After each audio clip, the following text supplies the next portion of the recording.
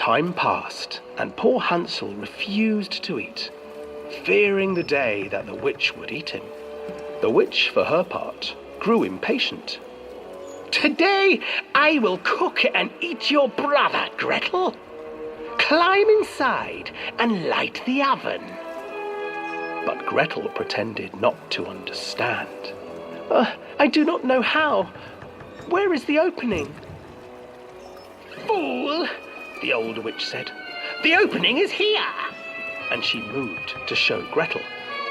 Seizing her courage, brave Gretel gave the witch a shove, and the old crone tumbled forward into the oven. Gretel slid a large iron bolt over the door to the oven. Gretel freed her brother Hansel, and together they lit a fire beneath the oven. And though she screamed and begged, the children sat by the oven until her screams had stilled, and the witch was cooked. And then, because even children can't survive on sweets, they divided up the body of the old witch and ate her.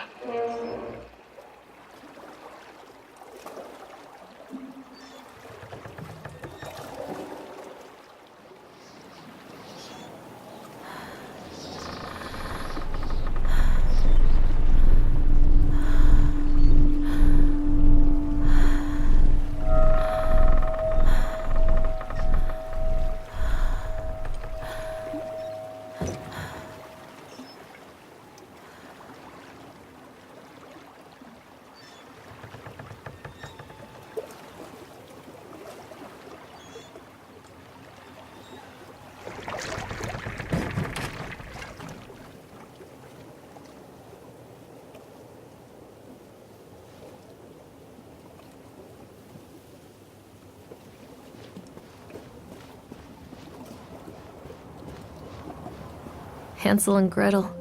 I used to read it to Callum when the electricity was shut off. Those poor children. The whole world against them. The forest, the birds, the old witch, even their own parents. I used to imagine that Callum and I were the kids in that story. Not mother and son, but brother and sister, hand in hand against the unkind world. We were always hungry, looking for our own house made of candy. Looking for the sweetness that could take the pain away. Hunger leads people to desperate, terrible places where the tree branches reach like claws.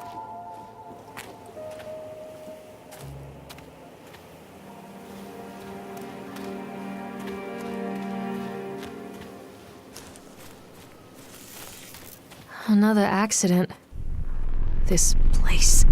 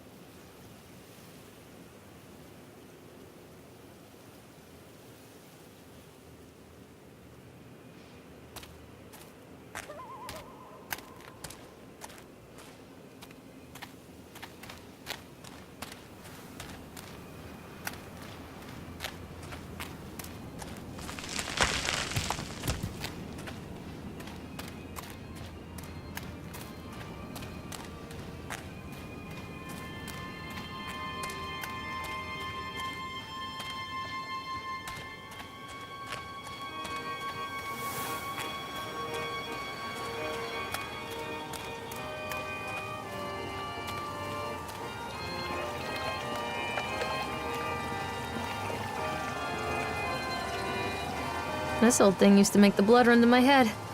Make me dizzy.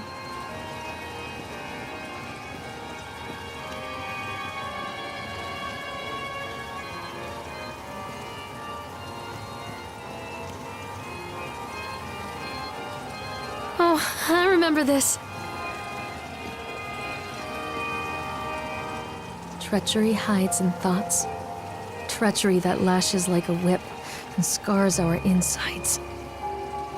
The first time I saw Callum, my thoughts betrayed me. I looked down at this wrinkled, red, bawling thing and I thought, is that it?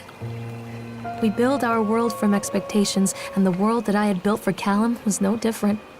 He was so real, so there, and so far from my expectations. And they shattered, and as they fell in pieces, that one treacherous thought became a new foundation. All of the love that we shared, all of the warmth and goodness that followed, built on a single, traitorous thought.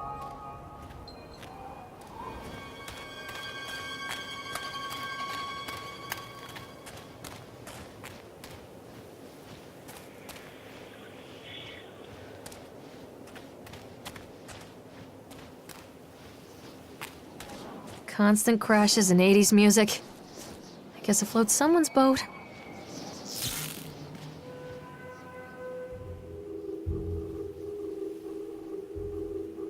No, please no. Stop, doctor! Stop it, please!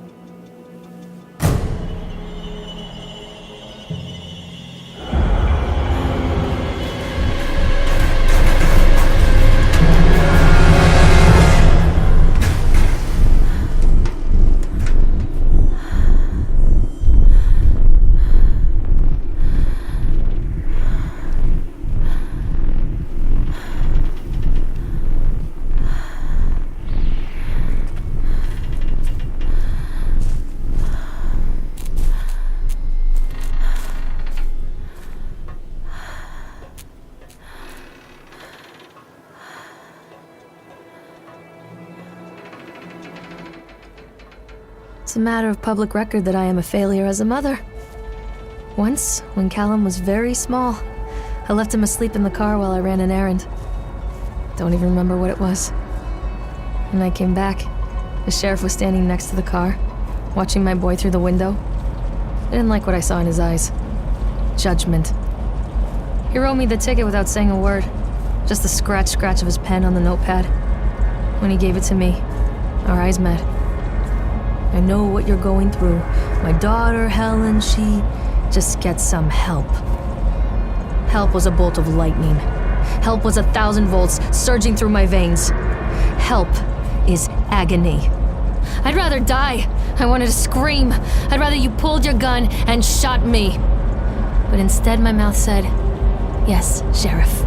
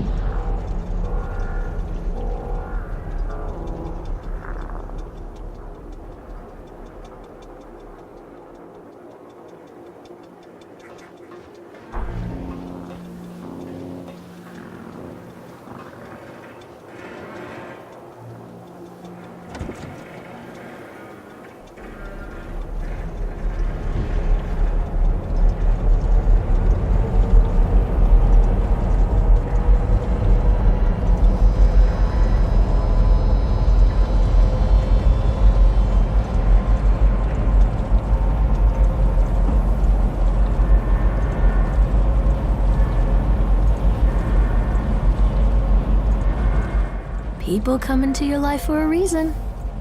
Dad used to say that before Mom ran off. After that, he mostly just drank. Things were different for Don and I. When we met, I was sweeping the floor at Susie's diner. He came in with some workers, but he didn't try to flirt or cop a feel like the others. He just ordered a coffee and sat there, watching me. When my shift was over, he offered to walk me home. I don't know how to describe that walk. We talked and laughed and eventually kissed. It felt like love. It felt like a fairy tale. I can't tell you if Callum was made that night or one of the ones that followed, but I think it has to be that night. That one perfect night. Don and I moved in together, but then, well, he died. According to the supervisor, his safety harness failed when he was working on the top of the Ferris wheel. Don was there one moment, and then gone. Sometimes people leave your life for no reason. I was 3 months pregnant with Callum. Fairy tale fucking over.